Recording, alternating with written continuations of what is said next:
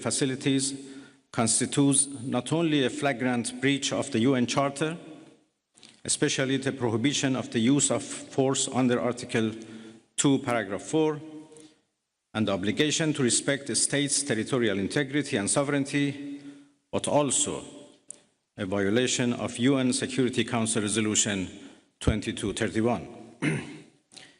It cannot be emphasized enough how much of a devastating blow that the US, a permanent member of the Security Council, has dealt to the global non-proliferation regime.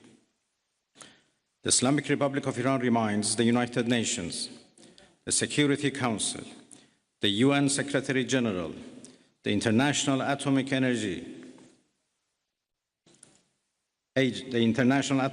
Agency, and other relevant international bodies of their duty and responsibility to take urgent and decisive action in response to this breach of international law.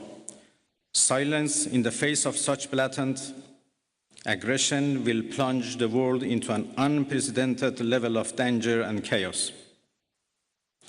Humanity has come too far as a species to allow a lawless bully to take us back to the law of the jungle.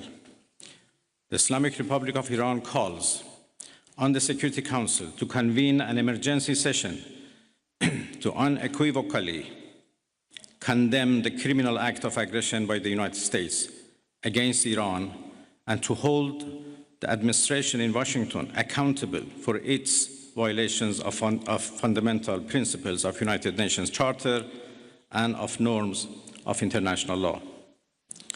The responsibility of the IAEA and its Director General, who through evident bias in favor of warmongering parties paved the way for the current violence and bloodshed, is now clearer than ever.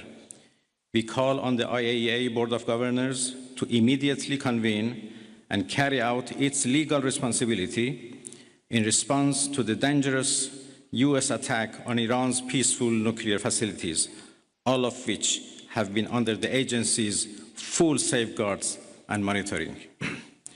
The world must not forget that it was the United States which, in the midst of a process to forge a diplomatic outcome, betrayed diplomacy by supporting the genocidal Israeli regime's launch of an illegal war of aggression on the Iranian nation.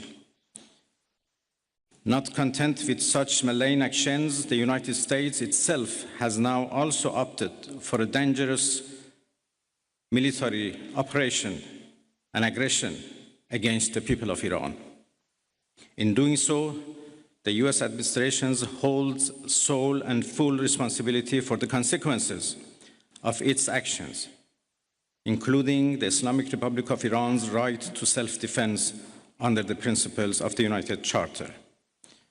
In accordance with the UN Charter and its provisions allowing a legitimate response in self-defense, Iran reserves all options to defend its security, interests, and people. Thank you very much.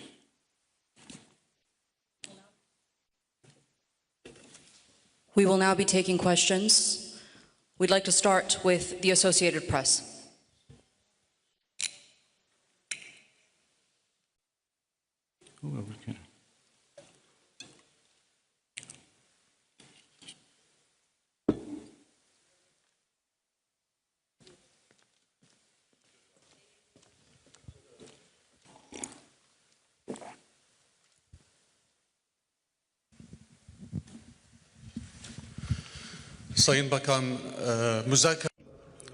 Distinguished Minister, are the doors for negotiation still open? Can you hear me now? Distinguished Minister, the question is as follows. Is the door for negotiation still open?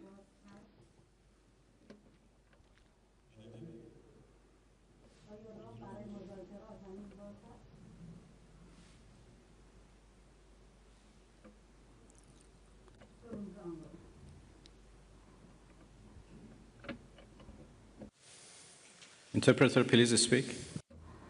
Can you hear me, sir? Can you hear me, sir? In the English channel, can you hear me? Translate real quick for my colleague. He's asking if there are still room for negotiations moving forward. No. Arapça olarak diye sorabilirim eğer Arapça biliyorsa. It's all right now. You can his translate is okay. Türkçe mi? Sayın Bakan Ahmet Gannam yine televizyon Arabi. Müzakerelere hala kapı açık mı görüyorsunuz? Tahran'la Is the negotiation door still open? Did you contact Tehran? What kind of damage has been incurred on the nuclear facilities? Is there any intermediary country like Turkey, like Saudi Arabia, like Qatar? Are you continuing your such activities of mediation? How do you see the process? Thank you.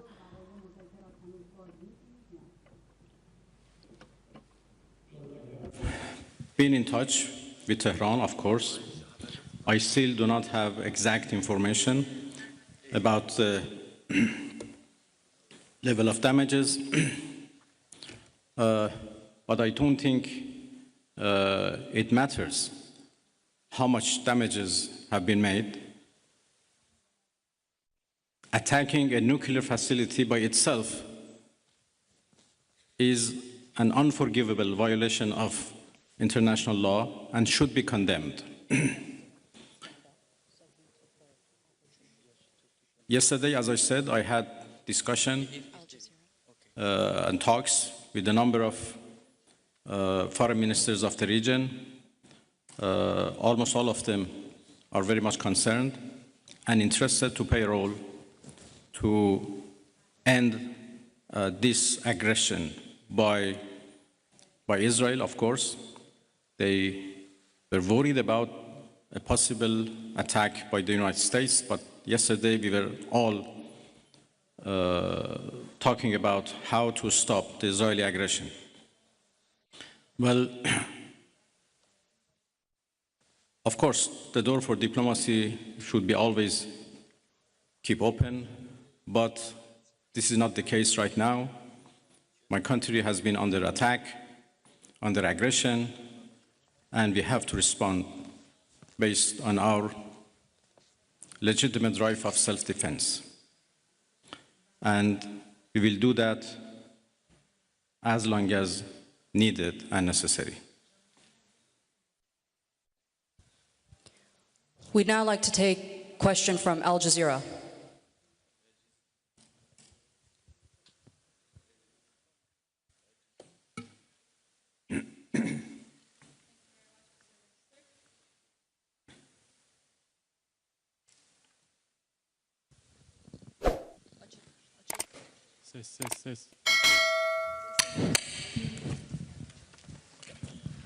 Thank you very much, Minister. So you say that you need to respond right now, but we know that Iranians are known for their talents in negotiations, in diplomacy and trade. What would be the conditions after responding for Iran to come back to a negotiation table, maybe with the US as well? And Turkey has been offering that Ankara can mediate for a trilateral between Turkey, US, and Iran. What would be your response to that? Because right now the US is technically involved in this conflict. Thank you. Well, I think it is irrelevant to ask Iran to return to diplomacy because we were in the middle of diplomacy. We were in the middle of talks with the United States when Israelis blew it up. And again, we were in the middle of talks and negotiation with Europeans, happened only 2 days ago in Geneva, when this time Americans decided to blow it up. So we were in diplomacy, but we were attacked militarily. So it was not Iran, but the US who betrayed diplomacy. They betrayed negotiations. When at the middle of negotiations with us, they gave green light to Israelis, if not instructed them, to attack Iran's nuclear facilities. I think they have proved that they are not men of diplomacy, and they only understand the language of threat and force. And this is very unfortunate. The United States showed that they have no respect to United Nations Charter, they have no respect to international law, they have no respect to any international law regarding, managing the world and facing challenges of the world. There is no red line that they have not crossed. And the last one, and the most dangerous one, happened only last night, when they crossed a very big red line by attacking nuclear facilities. I don't know how much room is left for diplomacy. We are now calculating the damages.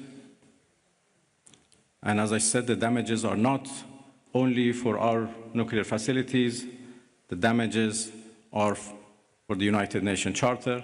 It was not only Iran's facilities which was bombed, it was also the United Nations Charter. It was also non-proliferation regime and NPT, which was bombed last night by Americans.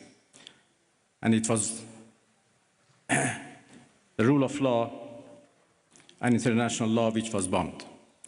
So now we have to see how much room is left for diplomacy, and we will decide. I'd like to hand over to TRT World.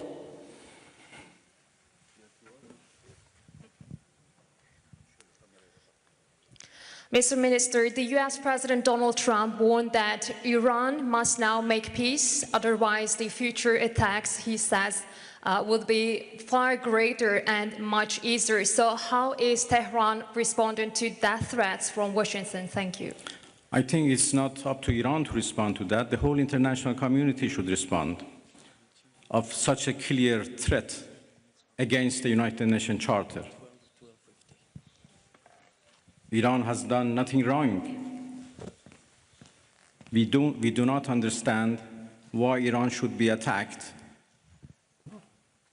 for a false accusation that Iran is seeking nuclear weapons.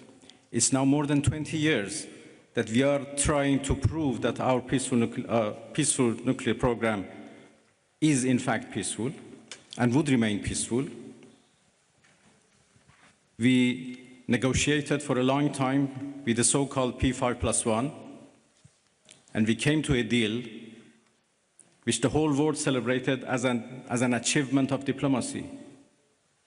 And then it was the US who withdrew from that deal and reimposed their sanctions and restarted their threats. Again, we were negotiating with the same administration. Then all of a sudden they decided to attack us, first by Israelis, then by themselves. And now they are threatening us for more attacks. So it's not up to Iran, but it's up to the international community to condemn this, to prevent this. Otherwise, there would be nothing left for the international law, for the security at the world level. The Security Council should play its role, should play its responsibility to condemn and prevent these kind of threats. We will certainly defend our interest. We will certainly defend our territorial integrity, our sovereignty, and our people. And I'm so glad that our people are now fully understand what injustice they are doing against the Iranian people. They are united and in solidarity with the government, and we stand firm against any aggression. Next, CNN Turk.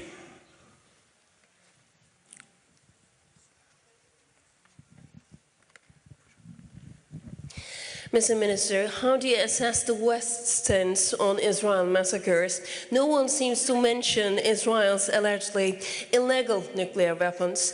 The German Chancellor even said Israel is doing the dirty work for us. So what is your response? Thank you. Well, what should I say? You said everything. That Iran is under attack by a nuclear-armed superpower and a nuclear-armed regime. And Iran, as you know, is a non-nuclear armed country. That should be certainly condemned. If not, the whole non-proliferation regime would be undermined and would be defeated. Iran is a committed member of NPT. But NPT is not able to protect us.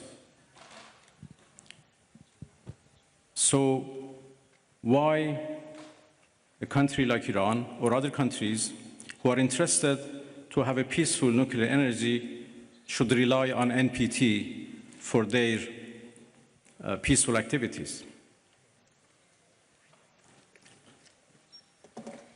It is very unfortunate that Israel is doing, as the German Chancellor called, a dirty job.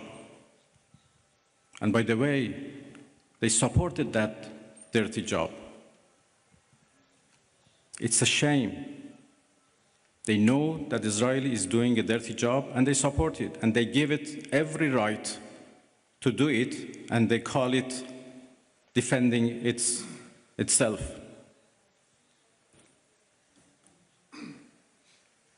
It's really a shame. Pardon? Well, I think I'm not in a position to reveal